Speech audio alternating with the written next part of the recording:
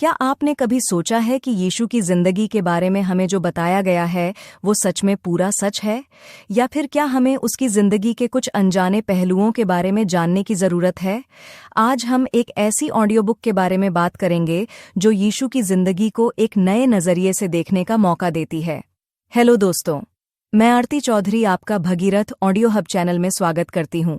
दोस्तों, अगर आप हमारे चैनल पर नए हैं तो हमारे चैनल को सपोर्ट करें। धन्यवाद।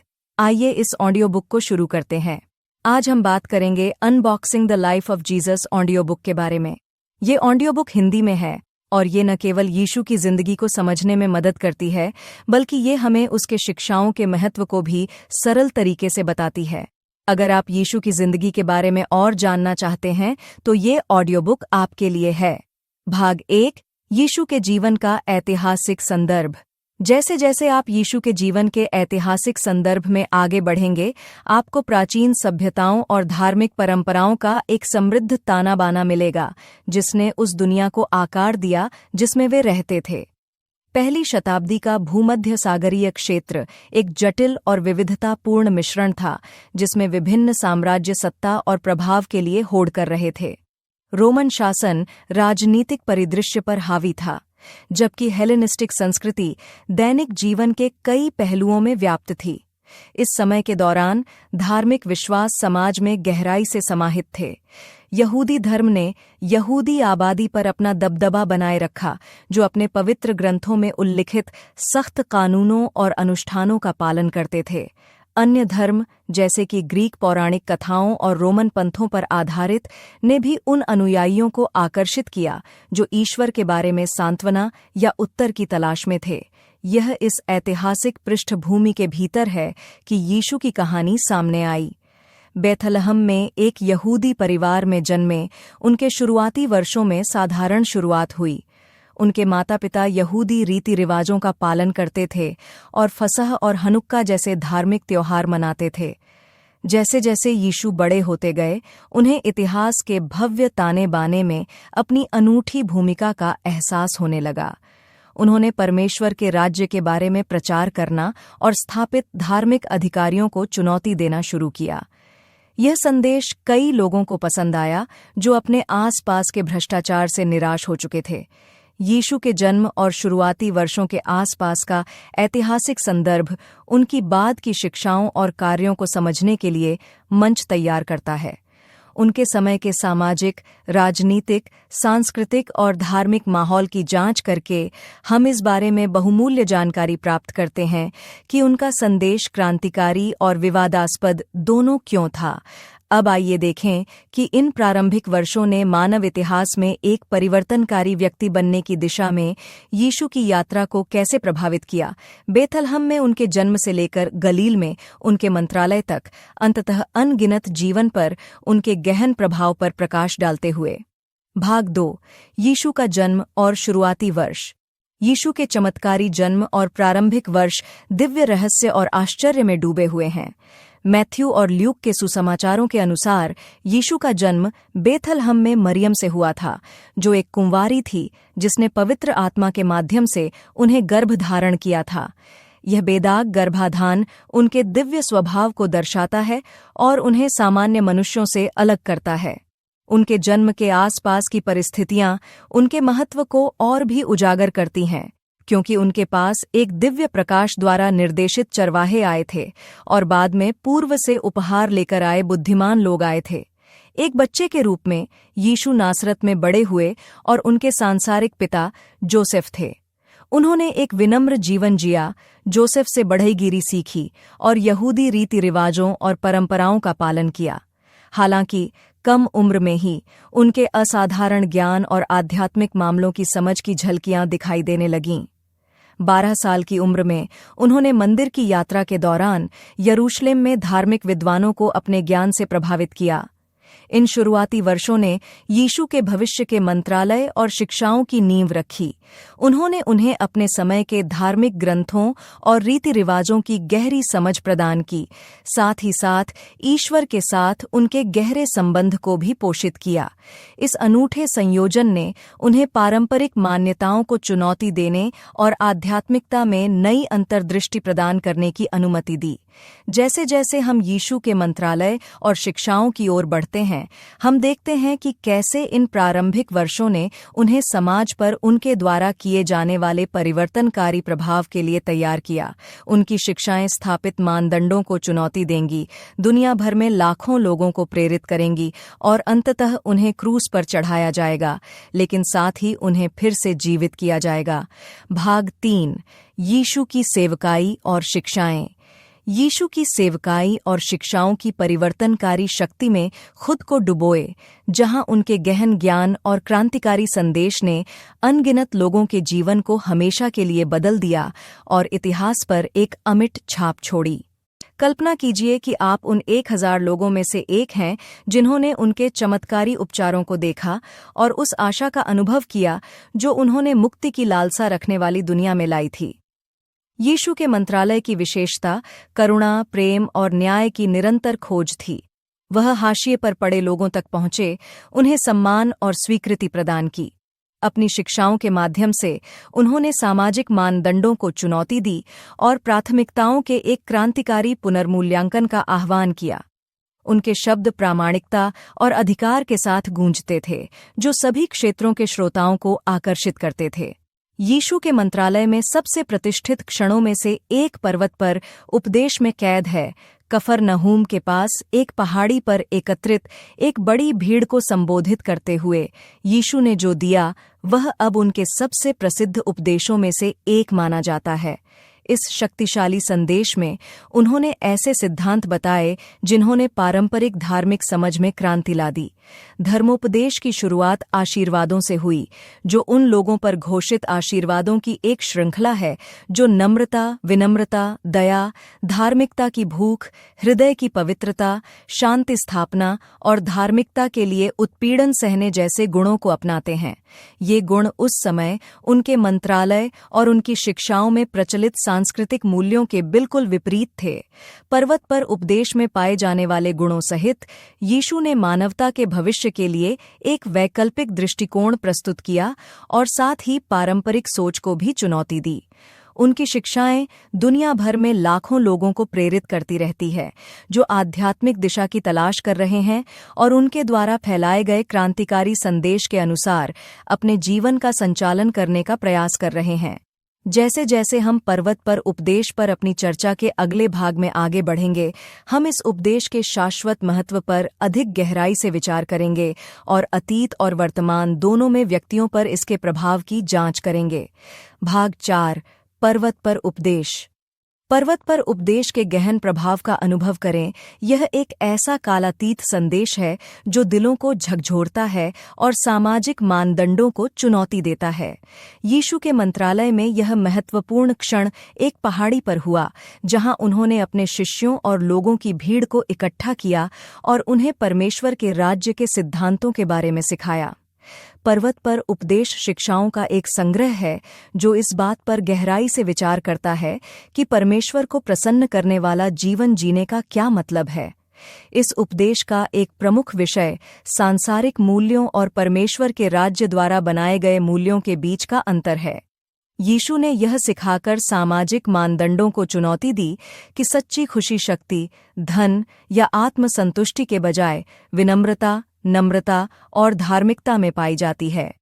उन्होंने क्षमा पर जोर दिया, अपने अनुयायियों से अपने दुश्मनों से प्यार करने और उन लोगों के लिए प्रार्थना करने का आग्रह किया जो उन्हें सताते हैं। इसके अलावा यीशु ने दिखावे के बजाय दिल की ईमानदारी से प्रार्थना, उपवास और देने जैसे विषयों को संबोधित किया। उन्होंने ईमानदारी से जीने और गलत होने पर बदला न लेने के बारे में सिखाया। यीशु ने अपने श्रोताओं को प्रोत्साहित किया कि वे पहले परमेश्वर के राज्य की खोज करें और अपनी ज़रूरतों के लिए उस पर भरोसा करें। पहाड़ी उपदेश आज उन विश्वासियों के लिए एक मार्गदर्शक के रूप में कार्य करता है जो अपने विश्वास को प्रामाणिक रूप से जीना चाहते हैं। यह हमें सामाजिक अपेक्षाओं के अनुरूप होने के बजाय परमेश्वर के मानकों के प्रकाश में अपने उद्देश्यों, प्राथमिकताओं और कार्यों की जांच करने की चुनौती देता है। जैसे जैसे हम यीशु के चमत्कारों और उपचारों की जांच करते हैं, यह समझना महत्वपूर्ण है कि कैसे करुणा के ये कार्य उसके मिशन का एक अनिवार्य घटक थे। भाग 5, यीशु के चमत्कार और उपचार। चमत्कारों और उपचारों की परिवर्तनकारी शक्ति को देखें, क्योंकि आप उन विस्मयकारी कार्यों में तल्लीन होते हैं जो परमेश्वर की करुणा और दिव्य अधिकार को दर्शाते हैं। अपने पूरे मंत्रालय के दौरान यीशु ने कई चमत्कार और उपचार किए, अपनी अलौकिक क्षमताओं का प्रदर्शन किया और परमेश्वर के पुत्र के रूप में अपनी असली पहचान प्रकट की। ये चमत्कार केवल शक्ति का प्रदर्शन नहीं थे, बल्कि जरूरतमंदों के प्रति प्रेम और दया के कार्य थे। यीशु के चमत्कारों में कई तरह की बीमारियां और कष्ट शामिल थे। उसने बीमारों को चंगा किया, अंधे को दृष्टि लौटाई, लंगड़ों को फिर से चलने लायक बनाया और यहाँ तक कि मृतकों को भी जीवित किया। प्रत्येक चमत्कार सृष्टि पर उसकी असीम शक्ति और मानवता के दुख के प्रति उसकी गहरी चिंता का प्रमाण था। एक उल्लेखनीय उदाहरण वह है जब यीशु ने एक लकवाग्रस्त व्यक्ति को चंगा किया, जिसे उसके पास उसके 4 मित्र लेकर आए थे। उसे तुरंत शारीरिक रूप से ठीक करने के बजाय यीशु ने पहले उस व्यक्ति के पापों को क्षमा कर दिया। इस कार्य ने पापों को क्षमा करने के उसके अधिकार के साथ साथ शारीरिक बहाली के साथ साथ आध्यात्मिक उपचार की उसकी इच्छा को भी प्रदर्शित किया। एक और उल्लेखनीय उदाहरण है जब यीशु ने समुद्र पार करते समय एक भयंकर तूफान को शांत किया। एक आदेशात्मक कथन में उन्होंने प्रकृति के क्रोध को शांत किया और शांति लाई। इस चमत्कार ने न केवल सृष्टि पर यीशु की महारत को प्रदर्शित किया, बल्कि प्रतिकूल परिस्थितियों के बीच विश्वास पर एक सबक के रूप में भी काम किया। ये चमत्कारी कार्य यादृच्छिक घटनाएं नहीं थीं, बल्कि हमारे संसार में ईश्वर के राज्य के प्रकट होने की जानबूझकर की गई अभिव्यक्तियां थीं। उन्होंने हमारे बीच ईश्वर की प्रेमपूर्ण उपस्थिति को प्रकट किया और यीशु के लंबे समय से प्रतीक्षित मसीहा होने के दावे का प्रमाण प्रदान किया। जैसे जैसे हम यीशु के दृष्टांतों और कहानियों की खोज में आगे बढ़ेंगे, हम उनकी शिक्षाओं के एक और पहलू का सामना करेंगे जो संबंधित कथाओं के माध्यम से आध्यात्मिक सत्यों में गहन अंतर्दृष्टि प्रदान करता है। भाग 6। यीशु के दृष्टांत और कहानियां। उनके दृष्टांतों और कहानियों के माध्यम से यीशु की शिक्षाओं से जुड़े जो संबंधित कथाएं प्रदान करते हैं, जो आध्यात्मिक सत्यों में गहन अंतर्दृष्टि प्रदान करते हैं। एक आकर्षक आंकड़ा बताता है कि यीशु की दर्ज की गई शिक्षाओं में से लगभग 1/3 दृष्टांतों के रूप में थीं, जो उनके महत्व को उजागर करती हैं और उनके श्रोताओं को गहन संदेश देती हैं। दृष्टांत छोटी रूपक कहानियां हैं जो नैतिक या आध्यात्मिक पाठों को चित्रित करने के लिए परिचित स्थितियों या वस्तुओं का उपयोग करती हैं। वे अक्सर रोजमर्रा की जिंदगी के पात्रों को शामिल करते हैं, जैसे कि किसान, चरवाहे या व्यापारी। संबंधित परिदृश्यों का उपयोग करके यीशु ने सुनिश्चित किया कि उनकी शिक्षाएं उनके श्रोताओं के साथ व्यक्तिगत स्तर पर गूंजें। अपने दृष्टांतों के माध्यम से यीशु ने क्षमा, विनम्रता, दूसरों के लिए प्रेम और ईश्वर के राज्य जैसे विभिन्न विषयों को संबोधित किया। ये कहानियां केवल मनोरंजक किस्से नहीं थीं, बल्कि महत्वपूर्ण आध्यात्मिक सिद्धांतों को सिखाने के लिए शक्तिशाली उपकरण थीं। कथाओं की सरलता ने उन्हें जीवन के सभी क्षेत्रों के लोगों के लिए सुलभ बना दिया, जबकि अभी भी गहन चिंतन के लिए अर्थ की परतें समाहित हैं।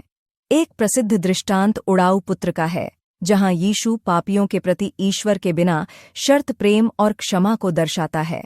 एक और लोकप्रिय कहानी गुड सैमरिटन है, जो हमें सामाजिक बाधाओं की परवाह किए बिना करुणा दिखाने और जरूरतमंदों की मदद करने की चुनौती देती है।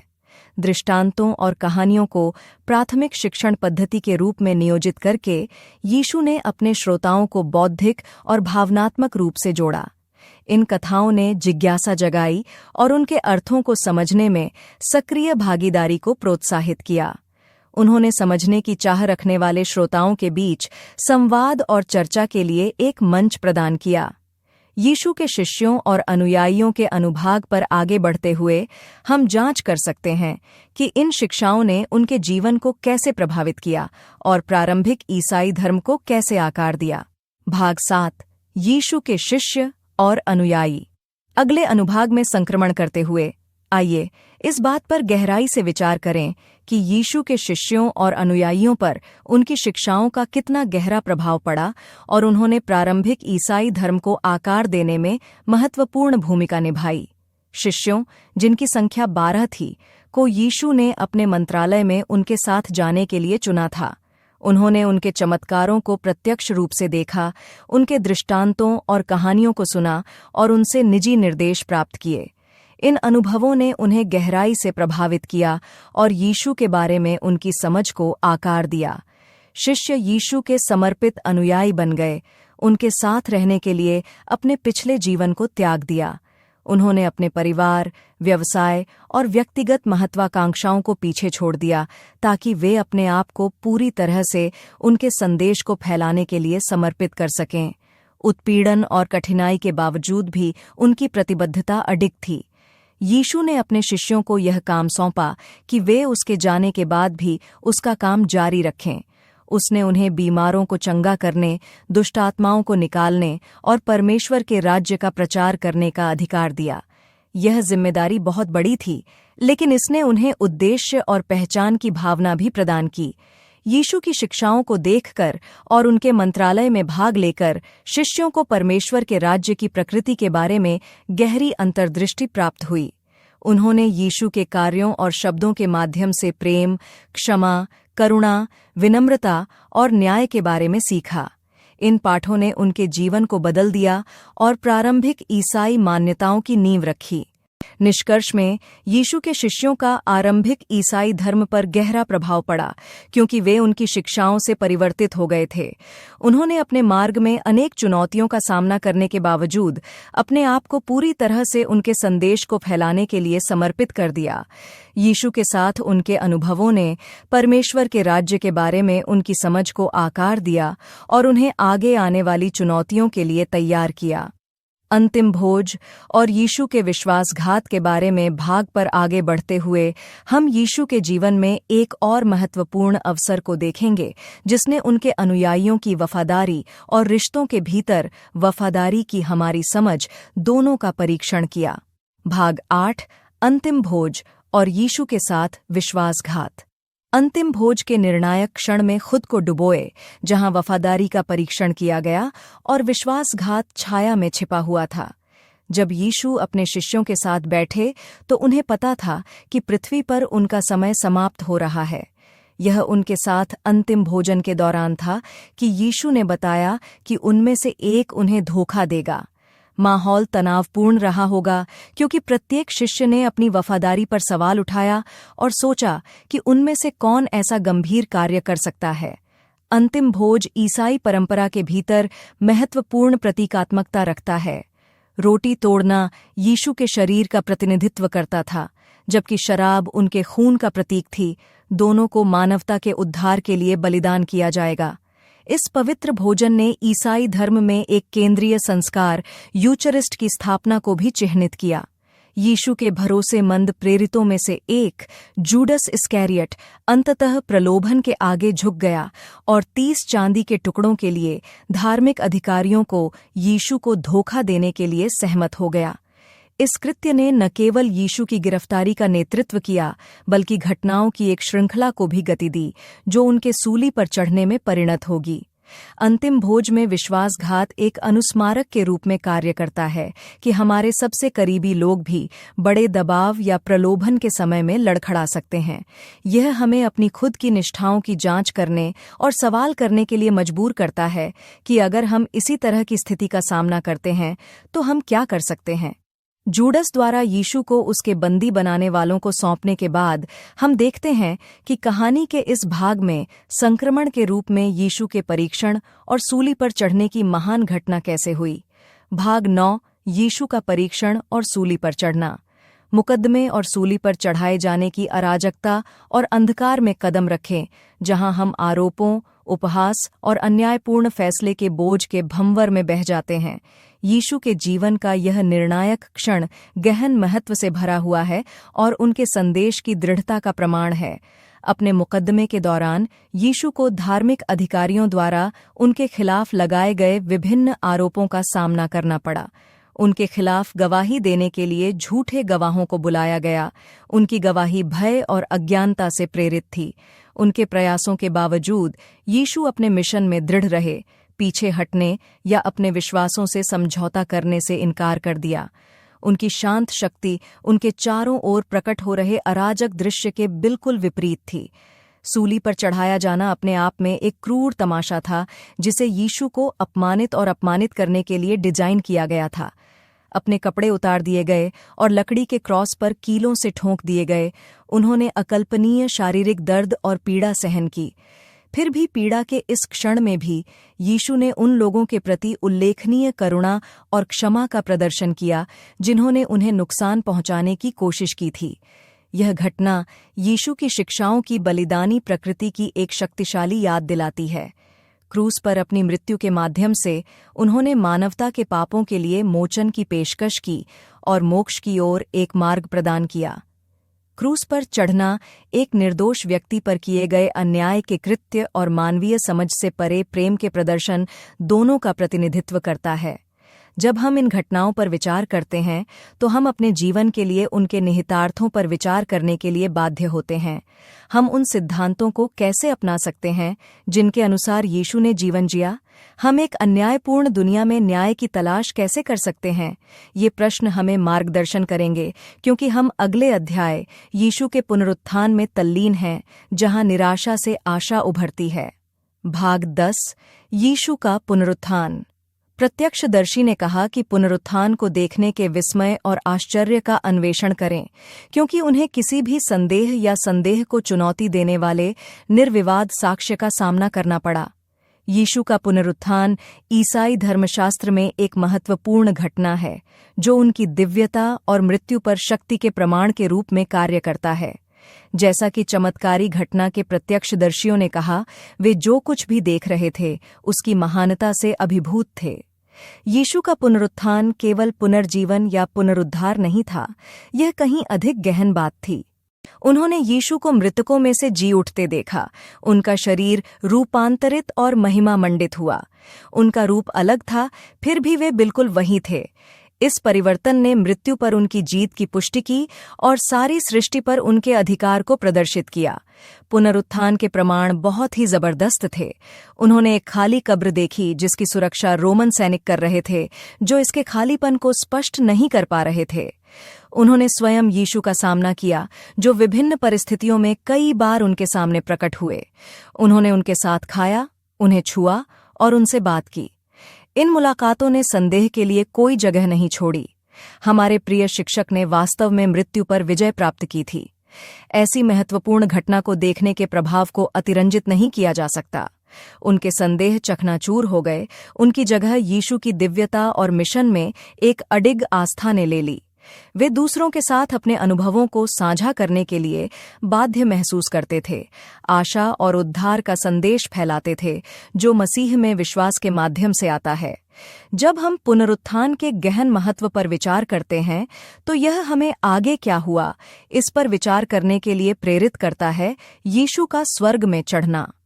पृथ्वी से स्वर्ग की ओर यह संक्रमण ईसाई विश्वास में एक और महत्वपूर्ण क्षण को चिह्नित करता है और भविष्य की घटनाओं के लिए मंच तैयार करता है, जिसने मानवता के लिए ईश्वर की योजना की हमारी समझ को आकार दिया।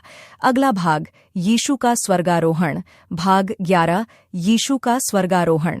यीशु के चमत्कारी पुनरुत्थान के बाद जिस पर हमने अभी चर्चा की है, उतनी ही उल्लेखनीय घटना आती है जिसे स्वर्गारोहण के रूप में जाना जाता है। यीशु का स्वर्गारोहण स्वर्ग में उनके शारीरिक आरोहण को संदर्भित करता है, जहां उन्होंने ईश्वर के दाहिने हाथ पर अपना स्थान ग्रहण किया। इस घटना का उल्लेख ल्यूक के सुसमाचार और प्रेरितों के कार्य दोनों में किया गया है, जो हमें इसके महत्व की पुष्टि करने वाले कई विवरण प्रदान करता है। स्वर्गारोहण ईसाई धर्मशास्त्र में एक महत्वपूर्ण क्षण के रूप में कार्य करता है, जो यीशु के उत्थान और स्वर्गीय क्षेत्र में उनकी वापसी का प्रतीक है, जहां से वे अस्थायी रूप से उतरे थे। यह उनके सांसारिक मिशन के पूरा होने का प्रतीक है और ईसाई धर्म के शुरुआती प्रसार के लिए मंच तैयार करता है। इस बिंदु पर यह स्वीकार करना महत्वपूर्ण है कि इस घटना के बारे में विभिन्न व्याख्याएं मौजूद हैं कि वास्तव में यह घटना कैसे घटी। कुछ विद्वानों का तर्क है कि यह एक शाब्दिक भौतिक आरोहण था, जबकि अन्य एक अधिक प्रतीकात्मक समझ का प्रस्ताव करते हैं। फिर भी जो स्पष्ट है वह यह है कि प्रारंभिक ईसाइयों ने इसे एक महत्वपूर्ण अवसर के रूप में माना जिसने यीशु की दिव्यता की पुष्टि की और उन्हें अपने शाश्वत अधिवक्ता के रूप में स्थापित किया। ल्यूक और अधिनियमों दोनों के खातों की जांच करके हम इस बारे में अंतर्दृष्टि प्राप्त करते हैं कि इस महत्वपूर्ण प्रकरण ने प्रारंभिक ईसाई विचार और व्यवहार को कैसे प्रभावित किया। आरोहण ने विश्वासियों के बीच आशा जगाई, जिन्होंने इसे हमारे अपने भविष्य के पुनरुत्थान और स्वर्ग में मसीह के साथ पुनर्मिलन के आश्वासन के रूप में देखा। जैसा कि हम ईसाई धर्म के प्रारंभिक प्रसार पर निम्नलिखित अनुभाग में आगे बढ़ते हैं, हम इस बात पर गहराई से विचार करेंगे कि इस असाधारण घटना ने इस नए विश्वास आंदोलन के तेजी से विकास और स्थायी प्रभाव को कैसे प्रेरित किया। भाग 12, ईसाई धर्म का प्रारंभिक प्रसार। ईसाई धर्म के प्रारंभिक प्रसार को देखना, जिसमें विश्वासियों के समुदाय जोश से अपने विश्वास को साझा करते हैं और दूसरों को आशा और मोक्ष के संदेश से प्रेरित करते हैं, वास्तव में उल्लेखनीय है। यीशु के स्वर्गारोहण के बाद पहली कुछ शताब्दियों में ईसाई धर्म तेजी से पूरे रोमन साम्राज्य और उससे आगे फैल गया। इस तेजी से विस्तार को कई प्रमुख कारकों के लिए जिम्मेदार ठहराया जा सकता है। एक महत्वपूर्ण कारक प्रारंभिक ईसाइयों के बीच समुदाय की मजबूत भावना थी। उन्होंने घनिष्ठ समूह बनाए जो उत्पीड़न और कठिनाई के समय में एक दूसरे का समर्थन करते थे। इन समुदायों ने अपनेपन की भावना को बढ़ावा दिया और व्यक्तियों को अपने विश्वास का पता लगाने के लिए एक सुरक्षित स्थान प्रदान किया। जैसे जैसे इस नए आंदोलन के बारे में बात फैली, इन जीवंत समुदायों में शामिल होने के लिए और अधिक लोग आकर्षित हुए। एक और महत्वपूर्ण तत्व ईसाई धर्म की शिक्षाओं की अपील थी। प्रेम, क्षमा और मुक्ति का संदेश उन लोगों के साथ गूंजता था जो अपने जीवन में अर्थ की तलाश कर रहे थे। यीशु मसीह में विश्वास के माध्यम से अनंत जीवन का वादा पीड़ा और अनिश्चितता से भरी दुनिया में आशा प्रदान करता है। इसके अतिरिक्त प्रभावशाली व्यक्तियों द्वारा निभाई गई भूमिका को कम करके नहीं आंका जा सकता है। पॉल जैसे प्रारंभिक ईसाई नेताओं ने बड़े पैमाने पर यात्रा की, संदेश को दूर दूर तक फैलाया। उनके करिश्माई व्यक्तित्व और प्रेरक तर्कों ने कई लोगों को ईसाई धर्म अपनाने के लिए राजी कर लिया। व्यापार मार्गों की उपलब्धता ने ईसाई धर्म के प्रसार को भी सुगम बनाया। जैसे जैसे व्यापारी विभिन्न क्षेत्रों में यात्रा करते थे, वे इस नए विश्वास को अपने साथ ले जाते थे। अपनी यात्रा के दौरान इसे विभिन्न आबादी से परिचित कराते थे। निष्कर्ष रूप में ईसाई धर्म के शुरुआती प्रसार को जोशीले विश्वासियों द्वारा बढ़ावा मिला, जिन्होंने घनिष्ठ समुदायों का निर्माण किया। शक्तिशाली शिक्षाएं जो लोगों की गहरी इच्छाओं के साथ प्रतिध्वनित हुईं, प्रभावशाली व्यक्ति जिन्होंने अथक रूप से संदेश साझा किया, और व्यापार मार्ग जिन्होंने व्यापक प्रसार की अनुमति दी। इस तीव्र विस्तार ने पश्चिमी सभ्यता पर यीशु के प्रभाव की नींव रखी, जैसा कि हम आज जानते हैं। भाग 13, पश्चिमी सभ्यता पर यीशु का प्रभाव। ईसाई धर्म के शुरुआती प्रसार ने पश्चिमी सभ्यता पर गहन प्रभाव की नींव रखी। अपनी शिक्षाओं और कार्यों के माध्यम से यीशु पश्चिमी समाज को परिभाषित करने वाले मूल्यों, विश्वासों और संस्थानों को आकार देने में एक केंद्रीय व्यक्ति बन गए। प्रेम, करुणा और क्षमा का उनका संदेश विभिन्न संस्कृतियों और सामाजिक वर्गों के लोगों के साथ प्रतिध्वनित हुआ, जिससे उनकी शिक्षाओं के आसपास केंद्रित समुदायों का निर्माण हुआ। पश्चिमी सभ्यता को प्रभावित करने वाले प्रमुख तरीकों में से एक हर व्यक्ति की गरिमा और मूल्य पर उनका जोर था। असमानता और उत्पीड़न से चिह्नित दुनिया में यीशु की शिक्षाएं ईश्वर की नज़र में सभी मनुष्यों के समान मूल्य पर जोर देकर सामाजिक मानदंडों को चुनौती देती हैं। मानवीय गरिमा में इस विश्वास के पूरे इतिहास में दूरगामी परिणाम हुए हैं, जिसने सामाजिक न्याय, समानता और मानवाधिकारों के लिए आंदोलनों को प्रेरित किया है। इसके अलावा यीशु की शिक्षाओं का पश्चिमी सभ्यता में नैतिक मूल्यों पर भी गहरा प्रभाव पड़ा। ईमानदारी, निष्ठा, विनम्रता और निस्वार्थता जैसी अवधारणाएं उनकी नैतिक शिक्षाओं में निहित हैं। 10 आज्ञाएं और स्वर्णिम नियम ऐसे 2 उदाहरण हैं जो समकालीन समाज में नैतिक व्यवहार का मार्गदर्शन करना जारी रखते हैं। इसके अलावा यीशु का प्रभाव नैतिकता और सामाजिक मूल्यों से परे है। इसमें कला, साहित्य, संगीत, दर्शन और शासन भी शामिल हैं। उनके जीवन के दृश्यों को दर्शाने वाली पुनर्जागरणकालीन पेंटिंग से लेकर बाइबल की कहानियों से प्रेरित शास्त्रीय संगीत तक, न्याय और निष्पक्षता के ईसाई आदर्शों से प्रभावित राजनीतिक प्रणालियों तक यीशु की उपस्थिति पश्चिमी संस्कृति में महसूस की जा सकती है। संक्षेप में, पश्चिमी सभ्यता पर यीशु का प्रभाव व्यापक और बहुआयामी है। उनकी शिक्षाओं ने समाज के नैतिक ताने बाने को आकार दिया है, सामाजिक न्याय के लिए आंदोलनों को प्रेरित किया है और संस्कृति और शासन के विभिन्न पहलुओं को प्रभावित किया है। यीशु का प्रभाव आज भी महसूस किया जाता है, जो उनके संदेश और शिक्षाओं के स्थायी महत्व को उजागर करता है। भाग 14, यीशु की दिव्यता। पश्चिमी सभ्यता को आकार देने में यीशु की दिव्य प्रकृति के गहरे प्रभाव को कोई कम नहीं आंक सकता। यीशु की दिव्यता में विश्वास ईसाई धर्म का एक मूलभूत सिद्धांत है और इसने पश्चिमी समाज को परिभाषित करने वाले मूल्यों, विश्वासों और संस्थानों को आकार देने में एक केंद्रीय भूमिका निभाई है। यीशु की पूरी तरह से मानव और पूरी तरह से दिव्य दोनों की अवधारणा अपने समय में क्रांतिकारी थी और ईसाई धर्मशास्त्र की आधारशिला बनी हुई है। यीशु की दिव्यता ने कला, साहित्य, दर्शन और नैतिकता सहित पश्चिमी सभ्यता के विभिन्न पहलुओं को प्रभावित किया है। पूरे इतिहास में कलाकारों ने यीशु को दिव्य गुणों वाले व्यक्ति के रूप में चित्रित किया है। अपनी उत्कृष्ट कृतियों के माध्यम से उनके पारलौकिक स्वभाव को दर्शाया है। साहित्य में अनगिनत लेखकों ने प्रेम, मोचन और बलिदान जैसे विषयों का पता लगाने के लिए यीशु की शिक्षाओं और जीवन से प्रेरणा ली है। दार्शनिक रूप से यीशु की दिव्यता के विचार ने ईश्वर और मानवता की प्रकृति के बारे में बहस छेड़ दी है। इसने धर्मशास्त्रियों को एक सर्वप्रेमी ईश्वर द्वारा बनाई गई दुनिया में स्वतंत्र इच्छा और पूर्व नियति या बुराई के अस्तित्व से जुड़े सवालों से जूझने के लिए प्रेरित किया है। इसके अतिरिक्त यीशु की दिव्यता के बारे में ईसाई धर्म की समझ में निहित नैतिक सिद्धांतों ने मानवाधिकारों, समानता, न्याय और करुणा से संबंधित कानूनों को प्रभावित किया है।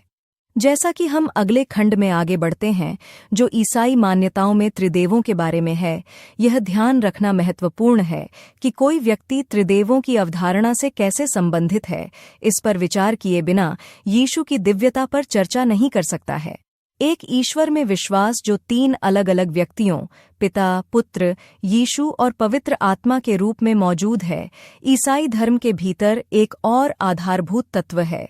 इस सिद्धांत को समझने से हमारी समझ और बढ़ जाती है कि ईसाई अपनी आस्था परंपरा के भीतर यीशु की दिव्य प्रकृति को कैसे समझते हैं। भाग 15, ईसाई मान्यताओं में त्रिदेव। यीशु की दिव्यता के हमारे अन्वेषण में अब हम अपना ध्यान ईसाई मान्यताओं के एक अन्य मूलभूत पहलू त्रिदेवों की अवधारणा पर केंद्रित करते हैं। त्रिदेव ईसाई धर्म में एक केंद्रीय सिद्धांत है जो एक ईश्वर के अस्तित्व पर जोर देता है, जो 3 अलग-अलग व्यक्तियों के रूप में मौजूद है: ईश्वर पिता, ईश्वर पुत्र, यीशु और ईश्वर पवित्र आत्मा। यह धार्मिक समझ यह मानती है कि ये 3 व्यक्ति समान और सहशाश्वत हैं, फिर भी एक साथ मिलकर एक दिव्य इकाई बनाते हैं। त्रिदेव की अवधारणा का पता शुरुआती ईसाई धर्मशास्त्रियों से लगाया जा सकता है, जिन्होंने यीशु की दिव्य प्रकृति के अपने अनुभवों के साथ एक ईश्वर में अपने विश्वास को समेटने की कोशिश की। उन्होंने पहचाना कि यीशु ने पिता के साथ एक होने का दावा किया और पारंपरिक रूप से देवता से जुड़े गुणों का प्रदर्शन किया। नतीजतन उन्होंने इस सिद्धांत को मानवता और देवत्व दोनों के साथ यीशु के रिश्ते की अपनी समझ को स्पष्ट करने के साधन के रूप में तैयार किया।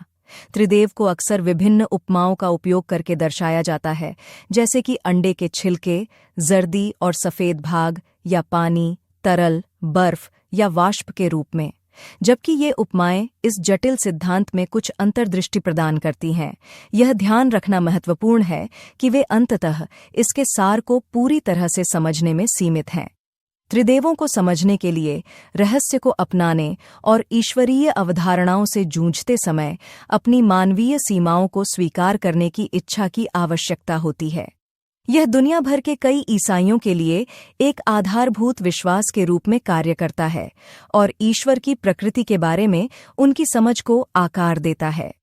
जैसा कि हम यीशु के बारे में विभिन्न धार्मिक दृष्टिकोणों में अपनी खोज जारी रखते हैं, आइए अब हम अपना ध्यान इस बात की जांच करने की ओर मोड़ें कि उन्हें कुरान और इस्लामी मान्यताओं में कैसे चित्रित किया गया है। भाग 16। कुरान और इस्लामी मान्यताओं में यीशु ईसा इब्न मरियम के रूप में जाने जाने वाले कुरान के चित्रण में उन्हें सबसे महान पैगंबरों में से एक के रूप में उच्च सम्मान दिया गया है। इस्लामी मान्यताओं के अनुसार यीशु का जन्म अल्लाह के चमत्कारी हस्तक्षेप के माध्यम से मरियम से हुआ था। एक मानव पिता के बिना वह अपनी धर्मपरायणता, ज्ञान और चमत्कारों के लिए पूजनीय है। कुरान इस बात पर जोर देता है कि यीशु ईश्वरीय या किसी त्रिदेव का हिस्सा नहीं थे, बल्कि मानवता का मार्गदर्शन करने के लिए अल्लाह द्वारा भेजे गए एक नश्वर पैगंबर थे। यह उनके सूली पर चढ़ाए जाने के विचार को खारिज करता है और कहता है कि उन्हें किसी भी नुकसान से पहले स्वर्ग में उठा लिया गया था। ईसा के बारे में इस्लामी मान्यताएं इस्लाम के विभिन्न संप्रदायों और विद्वानों के बीच भिन्न भिन्न हैं, जिसके कारण इस्लामी धर्मशास्त्र के भीतर उनके महत्व की विभिन्न व्याख्याएं होती हैं। ईसा की दिव्यता और सूली पर चढ़ने पर ईसाई और इस्लामी दृष्टिकोणों की तुलना करने पर विवाद और बहसें उत्पन्न होती हैं। ईसाई उनकी दिव्यता को त्रिदेव के हिस्से के रूप में मानते हैं और उनके सूली पर चढ़ने को मोक्ष के लिए केंद्रीय मानते हैं, जबकि मुसलमान उन्हें केवल एक ऐसे पैगंबर के रूप में देखते हैं जिसमें कोई दिव्य गुण नहीं है, जिन्हें सूली पर नहीं चढ़ाया गया था बल्कि अल्लाह ने उन्हें जीवित किया था। विभिन्न धार्मिक पृष्ठभूमि के व्यक्तियों के बीच अंतर्धार्मिक संवाद और समझ को बढ़ावा देने के लिए इन अलग-अलग दृष्टिकोणों को समझना महत्वपूर्ण है। भाग 17। ईसा के इर्द-गिर्द विवाद और बहसें। जैसा कि हम ईसा के इर्द-गिर्द विवादों और बहसों की आकर्षक दुनिया को देखते हैं, जहां अलग-अलग दृष्टिकोण और विश्वास धार्मिक चर्चाओं के बवंडर में टकराते हैं, ये विवाद ऐतिहासिक खातों और धार्मिक ग्रंथों, ईसा से संबंधित ऐतिहासिक खातों और धार्मिक ग्रंथों की विभिन्न व्याख्याओं से उत्पन्न होते हैं। एक बड़ा विवाद उनकी दिव्यता के इर्द-गिर्द घूमता है। कुछ लोग तर्क देते हैं कि यीशु ईश्वर का पुत्र है, जबकि अन्य उसे एक पैगंबर या विशुद्ध रूप से मानव व्यक्ति के रूप में देखते हैं। उनके चमत्कारों की प्रकृति विवाद का एक और मुद्दा है, जिसमें संशयवादी उनकी प्रामाणिकता पर सवाल उठाते हैं और विश्वासी उनके महत्व पर जोर देते हैं। बहस का एक और क्षेत्र उद्धार और क्षमा में यीशु की भूमिका से संबंधित है। विभिन्न ईसाई संप्रदायों के पास इस बात पर अलग अलग विचार हैं कि यीशु मसीह के माध्यम से कैसे मोक्ष प्राप्त किया जाता है, जिसमें केवल विश्वास में विश्वास से लेकर विश्वास के साथ साथ अच्छे कार्यों का महत्व शामिल है। इसके अतिरिक्त गैर ईसाई धर्म अक्सर मोक्ष पर वैकल्पिक दृष्टिकोण प्रदान करते हैं, जो यीशु को बिल्कुल भी शामिल नहीं करते हैं। यीशु के जीवन के बारे में खातों की ऐतिहासिक सटीकता भी गहन जांच और बहस का विषय रही है। विद्वान प्राचीन ग्रंथों जैसे कि न्यू टेस्टामेंट का विश्लेषण करते हैं और उनकी विश्वसनीयता निर्धारित करने के लिए उनकी तुलना अन्य ऐतिहासिक स्रोतों से करते हैं। इसमें पुरातात्विक साक्ष्यों की जांच करना, बाइबल की कहानियों को उनके सांस्कृतिक और राजनीतिक संदर्भों में शामिल करना और रिपोर्ट की गई घटनाओं के लिए वैकल्पिक व्याख्याओं पर विचार करना शामिल है। यीशु के इर्द-गिर्द विवाद धार्मिक प्रश्नों से आगे बढ़कर सामाजिक मुद्दों को भी शामिल करते हैं। उदाहरण के लिए, यीशु की जातीयता के चित्रण के बारे में बहसें मौजूद हैं, खासकर कि वह दिखने में गोरे थे या मध्य पूर्वी। संक्षेप में, यीशु के इर्द-गिर्द विवाद और बहसें बहुआयामी हैं, जिसमें उनकी दिव्यता, चमत्कार, मोक्ष में भूमिका, ऐतिहासिक सटीकता और यहाँ तक कि उनकी जातीयता जैसे विषय शामिल हैं। इन विभिन्न दृष्टिकोणों की खोज करने से ईसाई धर्म में केंद्रीय व्यक्ति के इर्द-गिर्द की जटिलताओं को गहराई से समझने की अनुमति मिलती है। जैसा कि हम अपनी चर्चा के अगले भाग में आगे बढ़ते हैं, जिसका शीर्षक है कला और साहित्य में यीशु, अब हम उन विभिन्न तरीकों की खोज करेंगे जिनसे पूरे इतिहास में कलाकारों ने इस पूजनीय पवित्र व्यक्ति को चित्रित किया है। भाग 18। कला और साहित्य में यीशु। कला और साहित्य के शक्तिशाली माध्यमों के माध्यम से चित्रित यीशु की आकर्षक दुनिया में डूबने के लिए तैयार हो जाइए। पूरे इतिहास में कलाकार और लेखक ईसा मसीह के जीवन, शिक्षाओं और व्यक्तित्व से प्रेरित रहे हैं, जिसके परिणाम स्वरूप कलात्मक और साहित्यिक कृतियों की एक विशाल श्रृंखला सामने आई है, जो आज भी दर्शकों को आकर्षित करती है।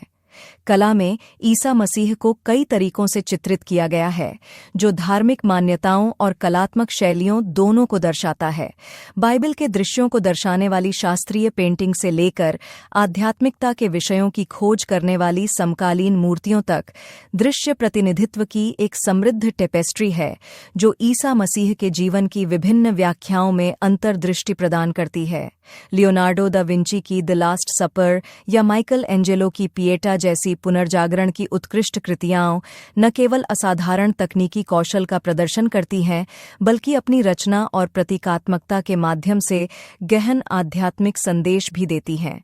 इसी तरह साहित्य ने ईसा मसीह के बारे में हमारी समझ को आकार देने में महत्वपूर्ण भूमिका निभाई है। बाइबल में ही उनके जीवन और शिक्षाओं के बारे में विभिन्न लेखकों द्वारा विभिन्न दृष्टिकोणों से लिखे गए विवरण हैं। इसके अलावा अनगिनत उपन्यासों, कविताओं, नाटकों और निबंधों ने इन कथाओं को और आगे बढ़ाया है या कल्पनाशील व्याख्याएं प्रदान की हैं। फ्योडोर दोस्तोवस्की की रचनाएं, द ब्रदर्स कर्माजोव या सीएस लुईस की मेयर क्रिश्चियनिटी, यीशु की पहचान और संदेश के इर्द गिर्द की जटिलताओं को गहराई से देखती हैं।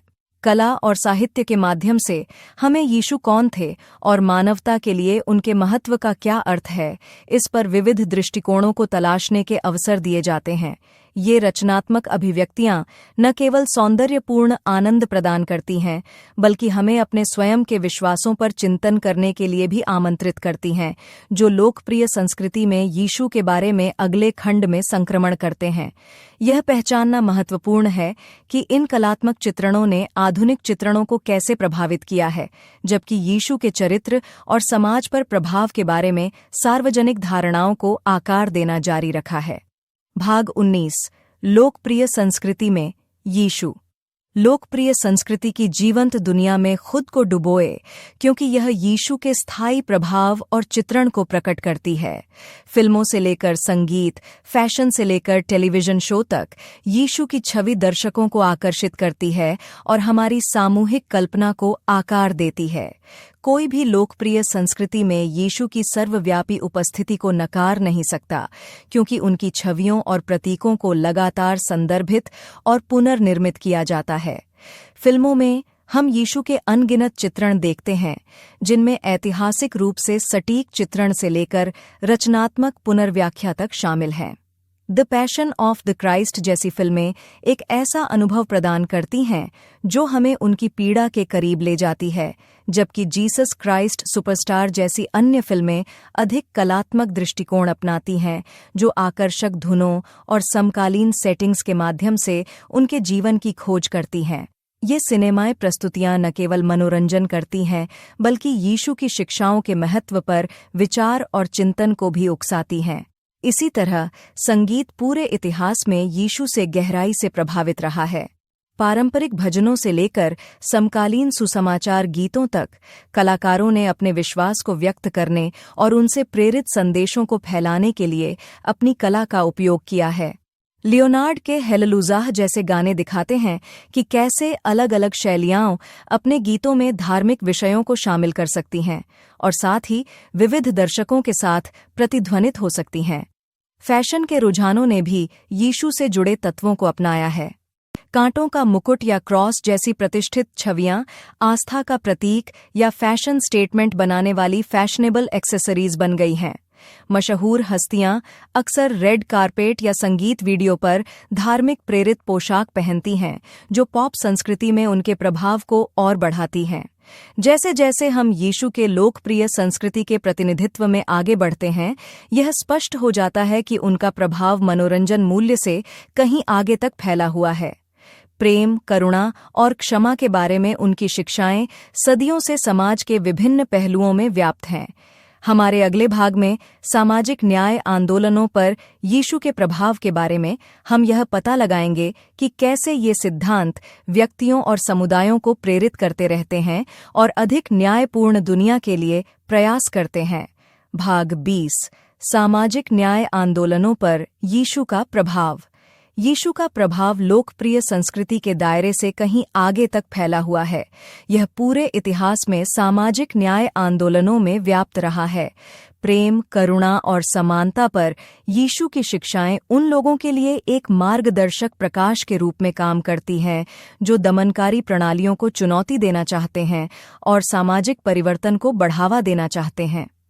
मार्टिन लूथर किंग जूनियर के नागरिक अधिकार आंदोलन से लेकर दक्षिण अफ्रीका में रंगभेद विरोधी संघर्ष तक मुक्ति के यीशु के संदेश ने अनगिनत व्यक्तियों को न्याय के लिए लड़ने के लिए प्रेरित किया है। सामाजिक न्याय आंदोलनों में यीशु के प्रभाव को स्पष्ट करने वाले प्रमुख तरीकों में से एक हाशिए पर पड़े और उत्पीड़ित लोगों की देखभाल करने पर जोर देना है। यीशु ने लगातार समाज के हाशिए पर रहने वालों, गरीबों, बीमारों और बहिष्कृत लोगों के साथ एकजुटता का प्रदर्शन किया।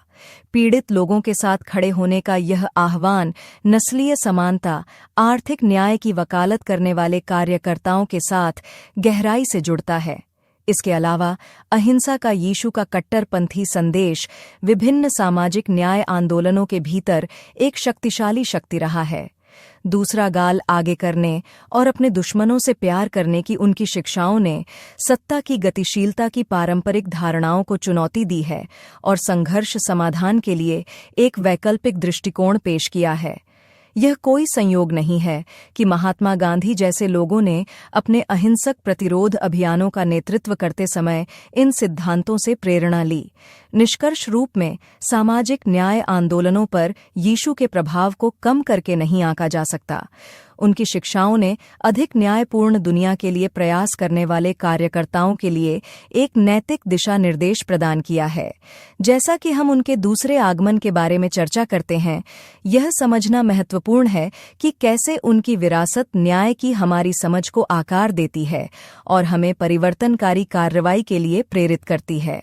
भाग 21। यीशु का दूसरा आगमन। यीशु की वापसी की प्रत्याशा और लालसा ने पूरे इतिहास में विश्वासियों के बीच उत्कट चिंतन और आत्मनिरीक्षण को जन्म दिया है। यीशु के दूसरे आगमन की अवधारणा ईसाई धर्मशास्त्र में गहराई से निहित है और दुनिया भर के विश्वासियों के लिए महत्वपूर्ण महत्व रखती है। यह घटना, जैसा कि प्रकाशित वाक्य की पुस्तक जैसे बाइबल के ग्रंथों में वर्णित है, मानव इतिहास की परिणति और ईश्वर की दिव्य योजना की पूर्ति को चिह्नित करती है। सदियों से ईसाइयों ने इस महत्वपूर्ण घटना के समय और प्रकृति के बारे में व्याख्या और अनुमान लगाया है। कुछ का मानना है कि यह एक भौतिक वापसी होगी, जहां यीशु जीवित और मृत लोगों का न्याय करने के लिए शारीरिक रूप में प्रकट होंगे। अन्य लोग इसे प्रतीकात्मक रूप से व्याख्या करते हैं, यह सुझाव देते हुए कि यह व्यक्तियों और समाज के भीतर एक आध्यात्मिक जागृति या परिवर्तन का प्रतिनिधित्व करता है। इन अलग अलग व्याख्याओं के बावजूद जो बात स्थिर रहती है वह है ईसाई मान्यताओं और मूल्यों को आकार देने में दूसरे आगमन की केंद्रीय भूमिका।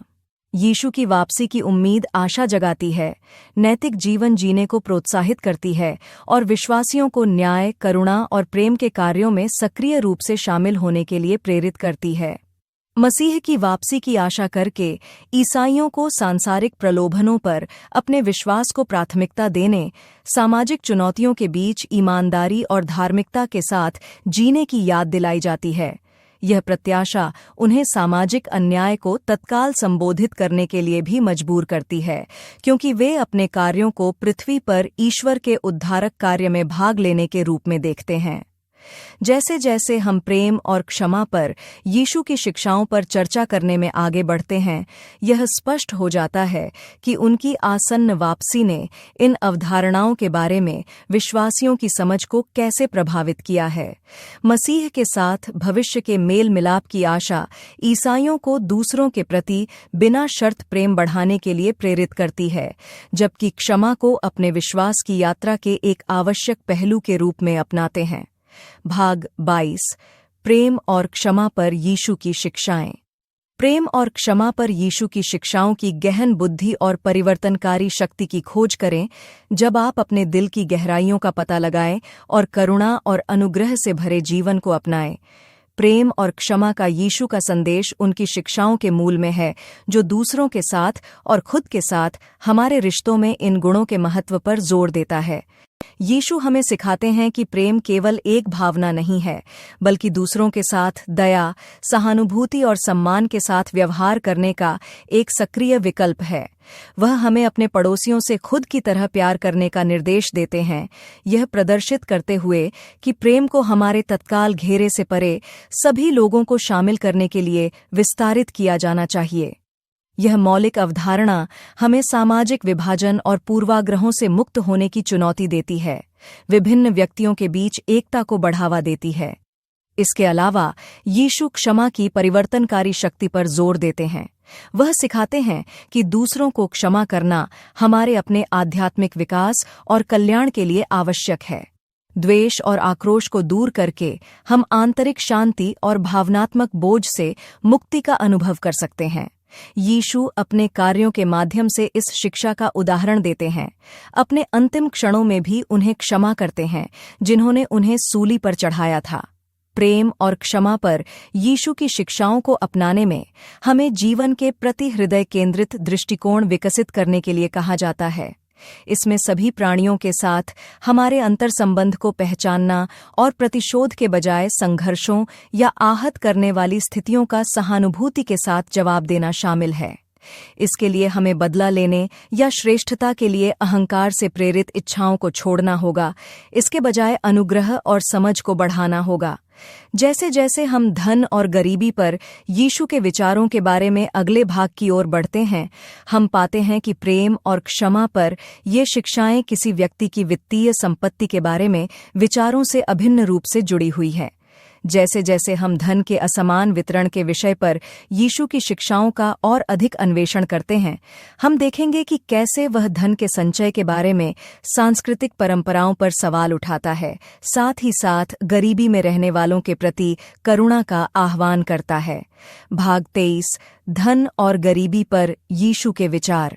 जाने कि कैसे धन और गरीबी पर यीशु की शिक्षाएं भौतिक संपत्तियों के बारे में हमारे दृष्टिकोण को बदल सकती हैं, जो हमें जरूरतमंदों के प्रति करुणा और उदारता अपनाने के लिए आमंत्रित करती हैं। अपनी शिक्षाओं में यीशु ने भौतिक धन पर आध्यात्मिक धन को प्राथमिकता देने के महत्व पर जोर दिया।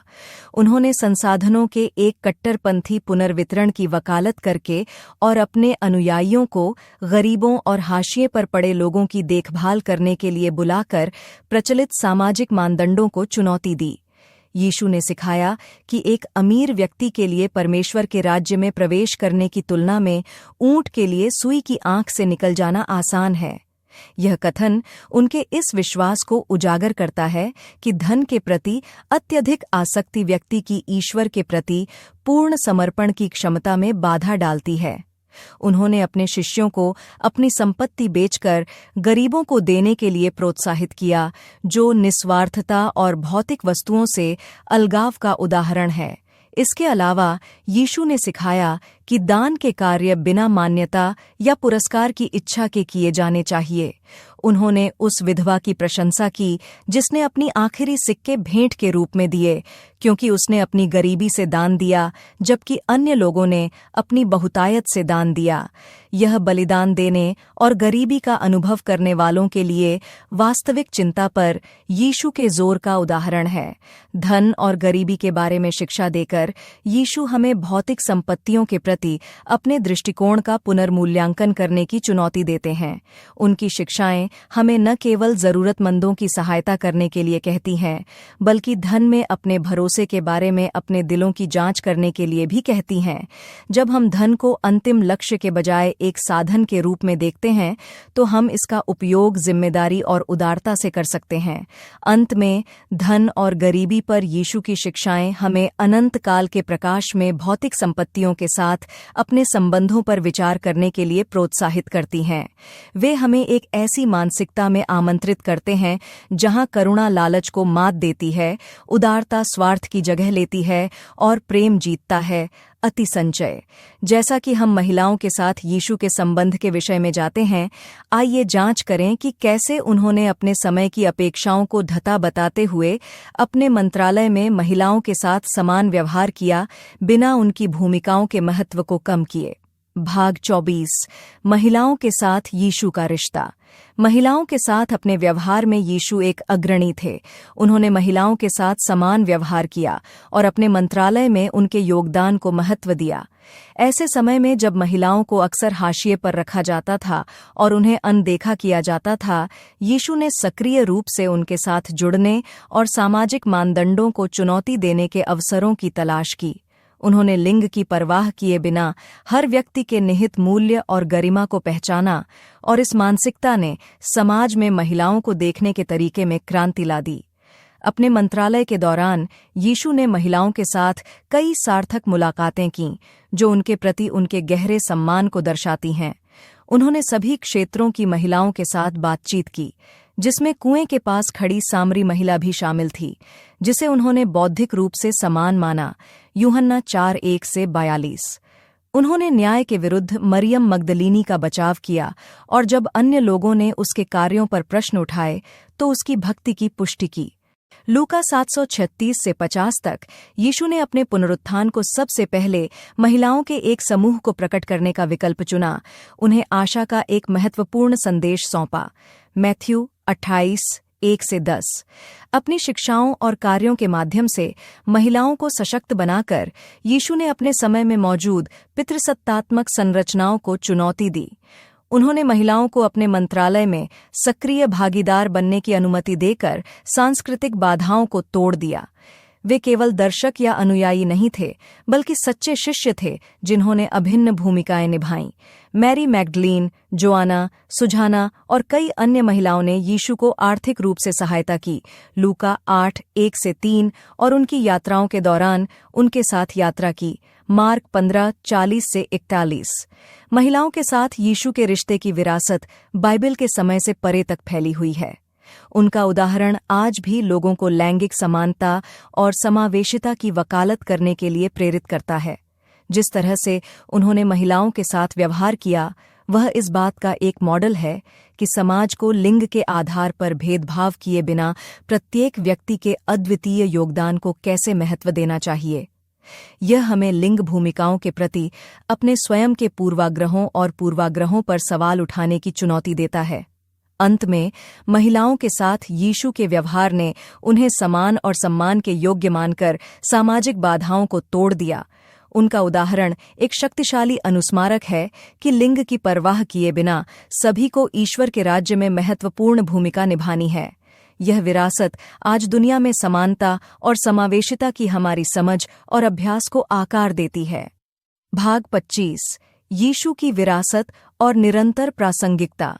यीशु की शिक्षाओं और उदाहरण का स्थायी प्रभाव व्यक्तियों को प्रेरित और प्रतिध्वनित करना जारी रखता है, जिससे उन्हें अधिक समावेशी और समान समाज के लिए प्रयास करने के लिए मजबूर होना पड़ता है। यीशु की विरासत समय और सांस्कृतिक सीमाओं से परे है, क्योंकि प्रेम, करुणा और न्याय का उनका संदेश आज की दुनिया में भी प्रासंगिक है।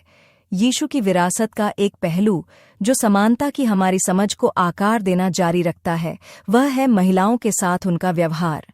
एक ऐसे समाज में जहां उन्हें अक्सर हाशिए पर रखा जाता था और उनके साथ हीन व्यवहार किया जाता था, यीशु ने महिलाओं के साथ समान व्यवहार करके कट्टरपंथी समावेशिता दिखाई। उन्होंने महिलाओं के साथ सार्थक बातचीत की, सामाजिक मानदंडों को चुनौती दी और उनके महत्व की पुष्टि की। इस क्रांतिकारी दृष्टिकोण ने लैंगिक समानता के लिए एक आधार तैयार किया, जो आज भी हमारी धारणा को प्रभावित करता है। इसके अलावा न्याय पर यीशु की शिक्षाएं एक अधिक न्यायपूर्ण समाज की हमारी खोज में प्रासंगिक बनी हुई है। हाशिए पर पड़े लोगों की देखभाल करने, उत्पीड़ितों को ऊपर उठाने और सभी के लिए न्याय की मांग करने का उनका आह्वान युगों युगों से गूंज रहा है। आज हम इस संदेश से प्रेरित व्यक्तियों को सामाजिक परिवर्तन की दिशा में काम करते, नस्लवाद के खिलाफ लड़ते, अन्याय के खिलाफ खड़े होने की वकालत करते देखते हैं। यीशु की विरासत हमें क्षमा और सुलह की शक्ति के बारे में भी सिखाती है। संघर्ष और विभाजन से भरी दुनिया में उनका उदाहरण हमें असंभव लगने पर भी अनुग्रह बढ़ाने के लिए कहता है। टूटे हुए रिश्तों को ठीक करने और विविध समुदायों के बीच एकता को बढ़ावा देने के मार्ग के रूप में क्षमा को बढ़ावा देकर यीशु आज हमारे सामने आने वाली चुनौतियों का एक कालातीत समाधान प्रदान करते हैं। संक्षेप में, यीशु की विरासत की निरंतर प्रासंगिकता प्रेम, करुणा, न्याय और सुलह के आधार पर एक समावेशी समाज बनाने की दिशा में व्यक्तियों को प्रेरित करने की इसकी क्षमता में निहित है। जैसा कि हम अपनी आधुनिक दुनिया में असमानता और अन्याय जैसे जटिल मुद्दों से जूझते हैं, यीशु की शिक्षाएं हमें बेहतर भविष्य की दिशा में प्रयास करते हुए इन चुनौतियों से निपटने के तरीके के बारे में मार्गदर्शन प्रदान करती हैं। ईसाई धर्म में एक केंद्रीय व्यक्ति के रूप में यीशु मसीह की शिक्षाएं और कार्य दुनिया भर के लाखों लोगों के लिए बहुत महत्व रखते हैं। यहाँ यीशु के जीवन और शिक्षाओं से 12 मुख्य बातें बताई गई हैं। 1. बिना शर्त प्यार। यीशु ने प्यार के महत्व पर जोर दिया, एक दूसरे से बिना शर्त प्यार करना सिखाया, यहाँ तक कि अपने दुश्मनों से भी प्यार करना सिखाया। 2. करुणा और सहानुभूति। यीशु ने जरूरतमंदों के प्रति करुणा और सहानुभूति दिखाई, हाशिए पर पड़े लोगों और पीड़ितों के लिए देखभाल और चिंता दिखाई। 3. क्षमा। यीशु ने क्षमा पर जोर दिया, लोगों को दूसरों को माफ करने और अपने गलत कामों के लिए क्षमा मांगने के लिए प्रोत्साहित किया। 4. विनम्रता।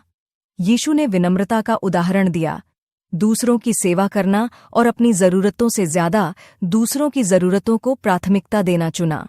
5. अहिंसा।